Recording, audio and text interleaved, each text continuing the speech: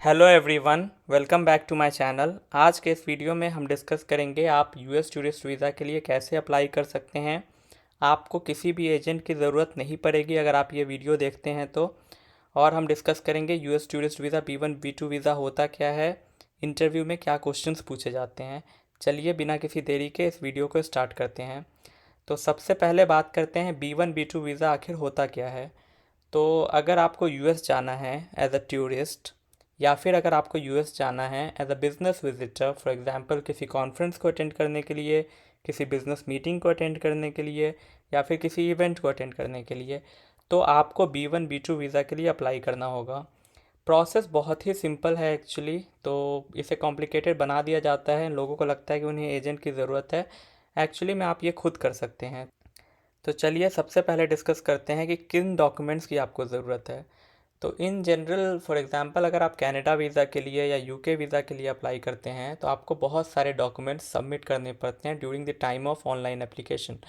But अगर आप US visa के लिए अप्लाई करते हैं तो आपको एक भी डॉक्यूमेंट सबमिट नहीं करना पड़ता ड्यूरिंग द ऑनलाइन एप्लीकेशन। तो इससे क्या समझें, अगर आपके पास पासपोर्ट है, एक वैलिड पासपोर्ट, तो आप यूएस वीज़ा के लिए अप्लाई कर सकते हैं। आपको किसी भी डॉक्यूमेंट की ज़रूरत ड्यूरिंग द इनिशियल फेज़ नहीं है।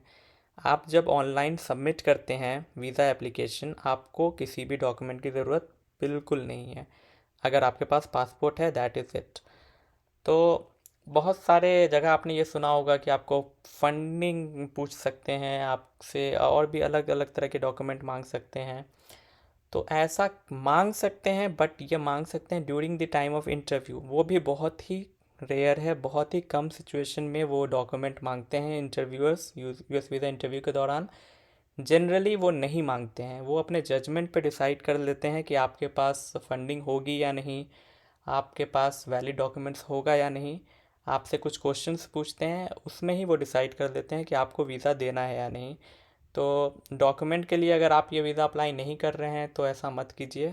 तो अगर पासपोर्ट आपके पास है तो आप इस वीज़ा को अप्लाई कर सकते हैं। तो अब आपका क्वेश्चन होगा कि वीज़ा अप्लाई कैसे करेंगे।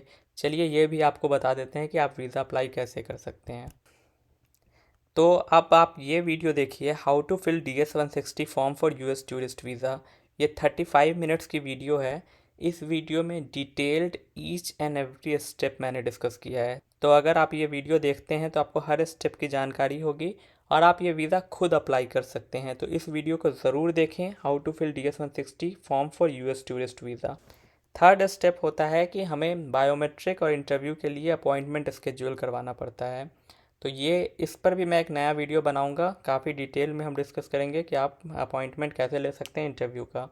And fourth step, the most important step आपके लिए है कि आपको इंटरव्यू के लिए प्रिपेयर करना है, क्योंकि ये वीज़ा डिपेंड करता है कि आपका इंटरव्यू कैसा जाता है। अगर आपका इंटरव्यू अच्छा जाता है तो आपको ये वीज़ा मिल जाएगा। अगर आपके पास डॉक्यूमेंट नहीं भी है तो दैट इज़ फाइन।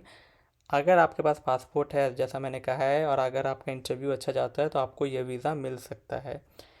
तो क्वेश्चंस आपके दिमाग में ये होगा कि इंटरव्यू में आपसे क्या पूछा जा सकता है। तो चलिए डिस्कस करते हैं कि किन सवालों को वो आपसे इंटरव्यू में पूछ सकते हैं। तो सबसे पहले आपको ये ध्यान रखना होगा कि वो आपसे पूछेंगे, ऑब्वियसली ये सवाल सबसे पहले पूछेंगे कि आप यूएस क्यों जाना चाहते हैं। तो अगर आपका आंसर वैलिड है, अगर आपके आंसर में दम है, तो ऑब्वियसली आपको वीज़ा मिल जाएगा। तो आपको एक अच्छा आंसर बनाना पड़ेगा कि आपका रीज़न क्या है विज़िट का, आप what is your purpose of visit.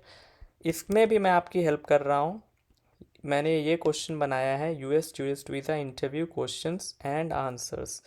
तो इसमें मैंने आपके साथ डिस्कस किया है कि क्या क्वेश्चंस वो पूछ सकते हैं, और मैंने काफ़ी डिटेल में आपके साथ डिस्कस किया है कि क्या आंसर आपको देना चाहिए। ज़रूर इस वीडियो को देखें, आपके सारे ही डाउट्स क्लियर हो जाएंगे क्वेश्चंस एंड आंसर्स के बारे में यूएस वीज़ा में। और इस वीडियो में मैंने अपना एक्सपीरियंस शेयर किया है, जब मुझसे क्या क्वेश्चन पूछा गया था, मैंने उसका आंसर कैसे दिया। तो इन 3 वीडियो को आप ज़रूर देखें। इनके अलावा मैं वीडियो बनाऊंगा एक, आप अपॉइंटमेंट कैसे ले सकते हैं इंटरव्यू का, और एक वीडियो मैं बनाऊंगा स्पेसिफिकली डॉक्यूमेंट्स के बारे में।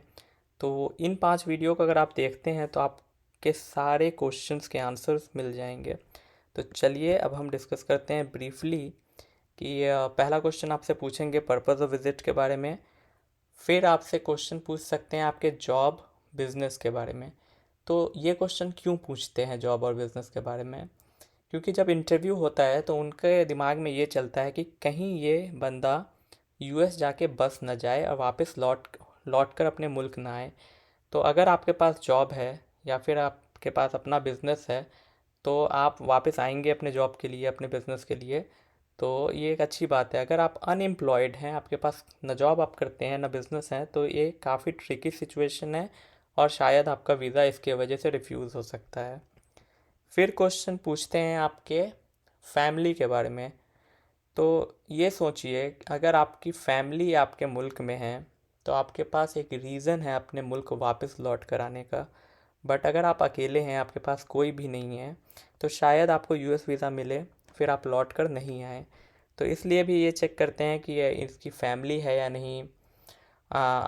ये चेक करते हैं कि आप जॉब कर रहे हैं या नहीं।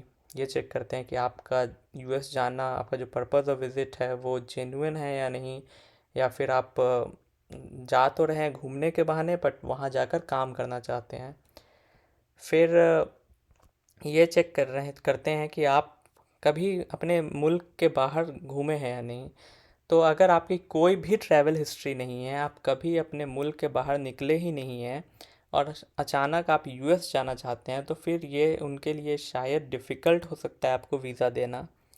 तो मेरा मानना ये है कि अगर आपको यूएस जाना है और आपकी बिल्कुल भी कोई भी ट्रैवल हिस्ट्री नहीं है, एक दो देश घूम लीजिए।